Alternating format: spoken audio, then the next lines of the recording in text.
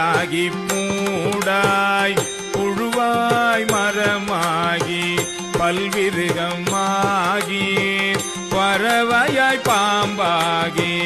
கல்லாய் மனிதராய் பேயாய் கணங்களாய் வல்லசுரராகி முனிவராய் தேவராய் செல்லா நின்ற தாவர சங்கமத்துள் எல்லா